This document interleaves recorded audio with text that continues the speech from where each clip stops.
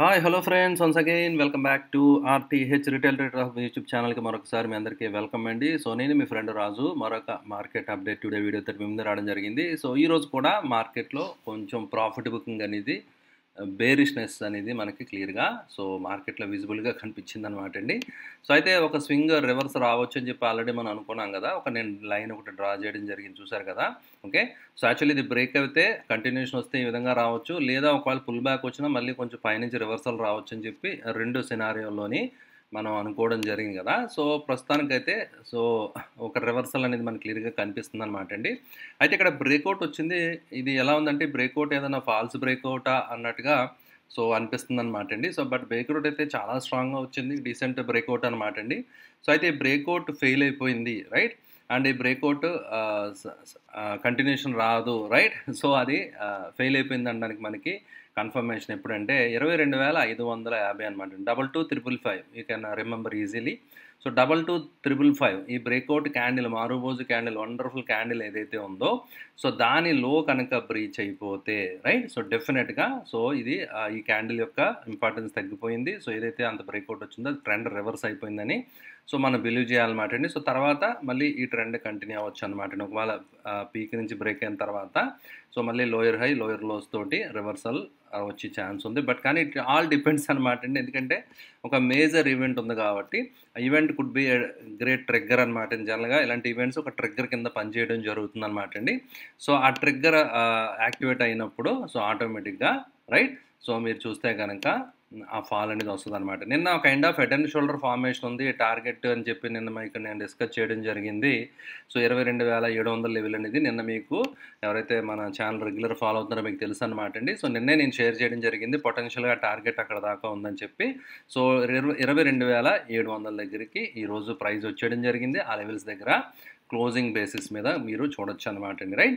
And institutions చూసారు కదా. నిన్న నా తమ్ముళ్ళు మీరు ఎంతమంది అబ్జర్వ్ చేశారో ఎఫ్ఐఐ వర్సెస్ డిఐఐ అని చెప్పి ఇద్దరు గేమ్ ఆడుతున్నారు, రైట్.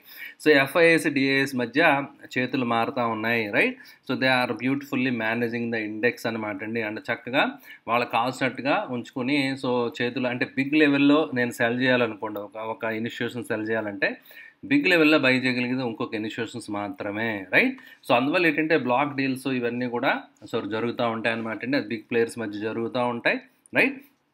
సో అందువల్ల వాళ్ళు జాగ్రత్తగా మేనేజ్ చేసుకుని, ఎందుకంటే ఇన్స్టిట్యూషన్స్ క్వాలిఫైడ్ పీపుల్ కాబట్టి డెఫినెట్గా రిటైల్ పీపుల్ అంత ఓన్గా నేర్చేసుకుని ఓన్గా చేసుకుంటే వాళ్ళ ఇంపార్టెన్స్ తగ్గిపోతుంది కదా. సో డెఫినెట్గా మ్యూచువల్ ఫండ్ మేనేజర్స్ కానీ ఎవరైనా కూడా ఆబ్వియస్గా they will try to beat the market returns కంటే బెటర్ రిటర్న్స్, ఇండెక్స్ రిటర్న్స్ కంటే బెటర్ రిటర్న్స్ ఇవ్వడానికి వాళ్ళందరూ కూడా అందరు ఫండ్ మేనేజర్స్ ట్రై చేస్తూ ఉంటారు అన్నమాట అండి. బట్ కానీ 80% ఆఫ్ దెమ్ డూ ఫెయిల్ అనమాట.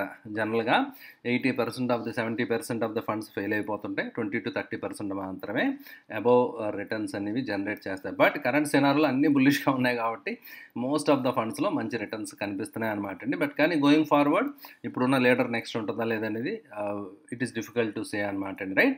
సో అయితే ఈరోజు ఇన్స్టిట్యూషన్స్ పార్టిసిపేషన్ మీరు అబ్జర్వ్ చేస్తే 5,840 కోట్లు ఎఫ్ఐఎస్ సెల్ చేశారు, 5,230 కోట్లు డిఐఎస్ బై చేయడం జరిగింది. సో నెట్ ఎఫెక్ట్ సో మీరు అబ్జర్వ్ చేయొచ్చు అనమాట అండి. సో నథింగ్ అనమాట, రైట్. అండ్ నిఫ్టీ 50లో డిక్లైన్స్ ఎక్కువగా ఉన్నాయి, నిఫ్టీ 500లో కొంచెం డిక్లైన్స్ ఎక్కువగా ఉండడం జరిగిందనమాట అండి. సో అయితే నేను ఆల్రెడీ చెప్పడం జరిగింది ఫ్రెండ్స్, నేను మ్యాక్సిమం కొంచెం ప్రాఫిట్ బుక్అవుట్ చేస్తున్నాను అనమాట అండి. కొంచెం క్యాష్ లెవెల్ నేను రైజ్ చేసుకుంటున్నాను అనమాట అండి.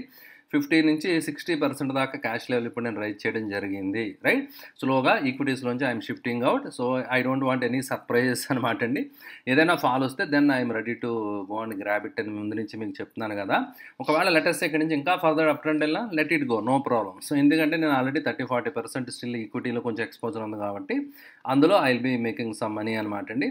సో బట్ కానీ మనం ఎగ్జాక్ట్ లోలో కొనేయడం ఎగ్జాక్ట్ హైలో అమ్మేయడం అనేది ఇంపాసిబుల్, ఎవరి వల్ల సాధ్యం కాదని నేను చాలాసార్లు మీకు చెప్పడం జరిగింది కదా. ఓకే, సో ఇక్కడ మీరు చూస్తే మదర్సన్ రిజల్ట్స్ మీరు చూడొచ్చు అనమాట అండి. So wonderful profit, revenue and Pat అనేది ఇక్కడ మీరు చూడొచ్చు అనమాట అండి. సో ఆల్కెమ్ రెవెన్యూ బాగానే వచ్చింది, ప్యాట్ కూడా వండర్ఫుల్ జంప్ వచ్చింది అనమాట అండి. సో అండ్ కొన్ని ఎంఓయూస్ ఇవన్నీ కూడా Ipca labs declare decent set of numbers, right. So result season మనం చూస్తున్నాం కదా, రిజల్ట్ సీజన్ అయితే చక్కగా బాగానే ఉందన్నమాట అండి. ఐఆర్సిటీసీ కూడా మంచి సెట్ ఆఫ్ నెంబర్సే ఇవ్వడం జరిగిందనమాట అండి. So ITD cementation wonderful Pat అనేది ఇవ్వడం జరిగింది, right. Campus activewear flat result అనమాట అండి. ఓకే. ఇంజనీర్స్ ఇండియా సో కూడా కొంచెం డిసప్పాయింట్ చేసింది, స్లైట్గా కొంచెం తగ్గిందనమాట అండి. బట్ కానీ ఓకే, ఓవరాల్ డీసెంట్ షో అనమాట అండి. యాస్టర్ దే రిపోర్టెడ్ లాస్ అనమాట అండి. యాక్చువల్గా ప్యాట్ లాస్, రెవెన్యూ వచ్చినప్పటికీ కూడా లాస్ రిపోర్ట్ చేయడం జరిగింది. Okay. And some other stocks like Ashiana housing, right. Look at this friends, వండర్ఫుల్గా 70% ప్యాట్ జంప్ అనేది మీరు ఇక్కడ చూడొచ్చు అనమాట అండి. Okay. Prestige estate realty stocks వండర్ఫుల్గా పెరిగాయి మధ్యకాలంలో, బట్ కానీ రిజల్ట్ అయితే కొంచెం చూడొచ్చు మీరు తక్కువగా రావడం జరిగిందనమాట అండి, which is considered to be negative అనమాట. సో అందువల్ల ఇవన్నీ దృష్టిలో పెట్టుకోండి, కొంచెం ప్రాఫిట్ బుకింగ్ మోడ్లో పెట్టుకోండి. And MOL at stock the company also the declare decent set of numbers. Okay. So ఈ విధంగా so far things are looking okay అనమాట అండి. సో ఇవన్నీ కూడా ఆల్రెడీ ఎన్ఎండిసి, ఎల్ఐసి ఇవన్నీ కొన్ని మనం డిస్కస్ చేయడం జరిగింది కదా. సో రిజల్ట్ సీజన్ అయితే సో బాగానే ఉందన్నమాట అండి, రైట్. అండ్ అయితే నేను ఆల్రెడీ లైవ్ స్ట్రీమ్లో మండే రోజు మనం డిస్కస్ చేయడం జరిగింది, మార్కెట్ క్యాప్ టు జీడిపి ఫ్రంట్లో మాత్రం జస్టిఫై అవ్వేలా లేదనమాట అండి. వాల్యుయేషన్స్ జస్టిఫై అవ్వేలా లేదు కాబట్టి అదొకటి కొంచెం రెడ్ ఫ్లాగ్ కింద మీరు కన్సిడర్ చేయాలి. Okay. Coming to global indices, Dax 1% down. And look at the screen, all global markets are tanking, right. So global markets అన్నీ కూడా పడుతున్నాయి. హ్యాంగ్సెంగ్ 1.8% పడిపోవడం జరిగింది. So Dow Jones now trading in red, right. So నెగిటివ్గా trade అవుతుంది. Okay friends, అదేవిధంగా Nasdaq కూడా so నెగిటివ్గానే సో ఉన్నాయన్నమాట అండి. సో డాక్స్ 1% పైనే పడిపోవడం జరిగింది. సో ఓవరాల్గా స్క్రీన్ రెడ్గా ఉంది, గ్లోబల్ మార్కెట్ సెంటిమెంట్ నెగిటివ్గా ఉంది. As of no profit booking అనేది క్లియర్గా మనకి కనిపిస్తుంది ఫ్రెండ్స్, రైట్. అది దృష్టిలో పెట్టుకోండి. నెక్స్ట్ వచ్చి ఫ్రెండ్స్ సెక్టర్ అనాలిసిస్ విషయానికి వస్తే ఈరోజు ఏ సెక్టర్ ఎలా పెర్ఫామ్ చేసిందో ఒకసారి చూసేద్దాం. యా, ఫార్మా, నిన్న మేడం గారు అడిగారు కదా, so pharma is the flavour అని చెప్పి మనం అనుకున్నాం ప్రజెంట్, ఎందుకంటే it is out performing Nifty and defensive కాబట్టి ఫార్మా ఎఫ్ఎంసీజీ స్టాక్స్ కొంతకాలంగా బాగానే హోల్డ్ అవుతున్నాయి అనమాట అండి. నేను ఆల్రెడీ కొన్ని స్టాక్స్ గురించి మనం డీటెయిల్గా స్టడీ కూడా చేయడం జరిగింది. ఆ స్టడీ మీరు కంటిన్యూ చేసి యూ క్యాన్ సెలెక్ట్ అనమాట అండి. ఏవైతే నేను లెవెల్స్ మనం డిస్కస్ చేసాం ఆ లెవెల్స్ బ్రేక్అవుట్ అయినప్పుడు దాన్ని బేస్ చేసుకుని and PE multiple plus expansion projections possibilities దృష్టిలో పెట్టుకుని మనం ప్లాన్ చేసుకోవచ్చు అనమాట. లారస్ ల్యాబ్ ఇలాంటిది కూడా కొంచెం స్టడీ చేయండి, ఎందుకంటే వాళ్ళు చాలా కంటిన్యూస్గా మన తెలుగు రాష్ట్రాల్లో ఉన్నాయి కదా ప్లాన్స్, మీరు చూస్తే కనుక చాలా ఎక్స్పాన్షన్ దిశగా వెళ్తున్నారు అనమాట అండి. అంటే ఎక్స్పాన్షన్ అవుతా ఉన్నప్పుడు వాళ్ళ ఫోకస్ అంతా కూడా దాని మీద ఉంటుంది అనమాట. వన్స్ అయిన తర్వాత అప్పుడు దాని ప్రొడక్ట్ దాని నుంచి రెవెన్యూ అనేది ఫస్ట్ మనం ఏదైనా కన్స్ట్రక్షన్ ఉన్నప్పుడు we have to put some money కదా, మన పాకెట్ నుంచి మనీ వెళ్తూ ఉంటుంది, రైట్. సో అందువల్ల ప్రాఫిటబిలిటీ కొంతకాలానికి ప్రాఫిటబిలిటీ రాదు సరిగ్గా, లేదంటే ప్రాఫిట్స్ కనిపించవు కదా.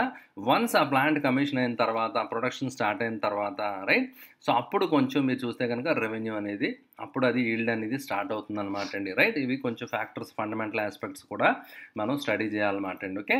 అండ్ ఈరోజు లీస్ట్ పెర్ఫామ్ చేసింది బ్యాంకింగ్ అండ్ ఫైనాన్స్ అనమాట అండి. ఐటీ కూడా యాక్చువల్గా ఐటీ కూడా డిఫెన్సివ్ కింద ఉండేది ఒకప్పుడు, బట్ కానీ కరెంట్ గ్లోబల్ సినారియోలో ఐటీ అయితే మాత్రం ఇది క్లియర్గా అండర్ ప్రెషర్ అనమాట అండి.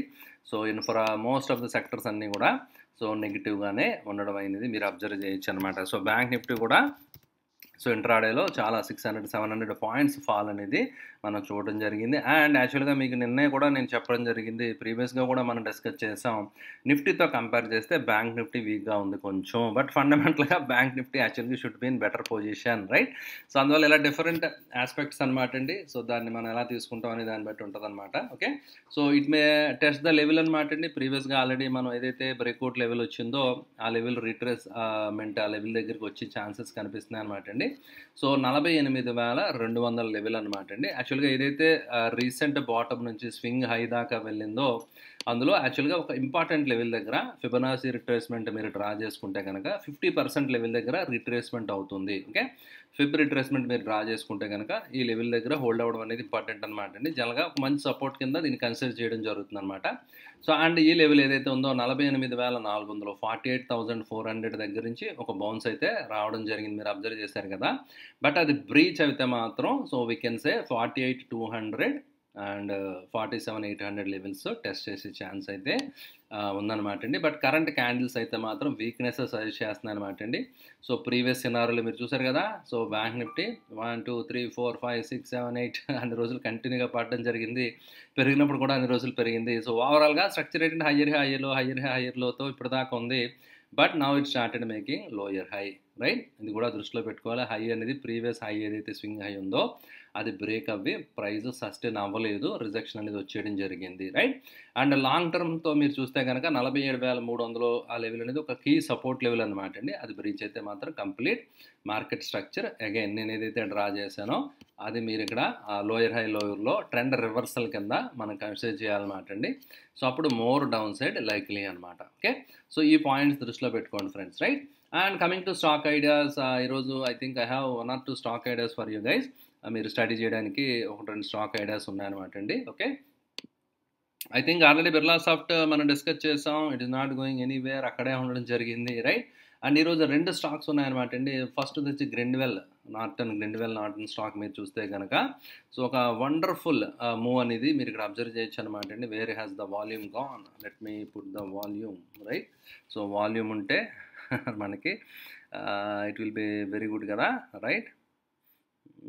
Okay, volume let us say, okay, right. So మీరు చూడొచ్చు అనమాట అండి. సో వాల్యూమ్ ఇంకా ఇక్కడ లోడ్ అవ్వట్లేదు. Okay, anyhow no problem.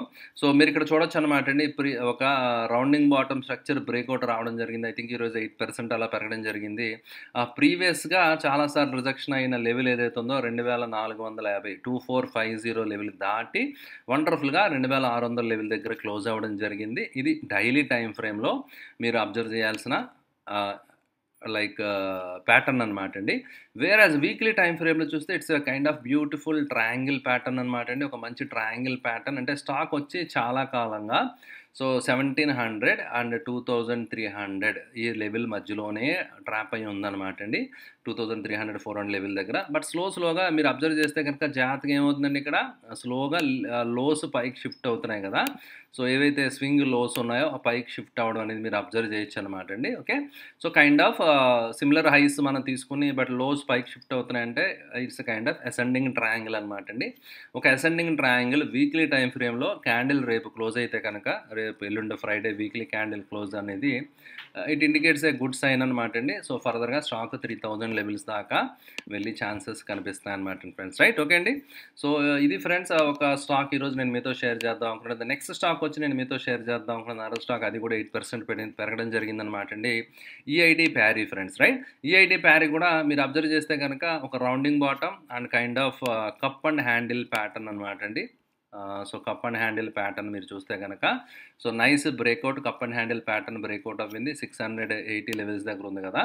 So 800+ లెవెల్స్కి ప్రైస్ వెళ్ళి ఛాన్సెస్ ఉన్నాయన్నమాట అండి ఫ్రెండ్స్. ఓకే, సో ఇది ఫ్రెండ్స్ ఈరోజు market update. I hope you enjoyed. So video నచ్చితే లైక్ చేయడం మాత్రం మర్చిపోకండి friends. Thank you for watching the video. Bye.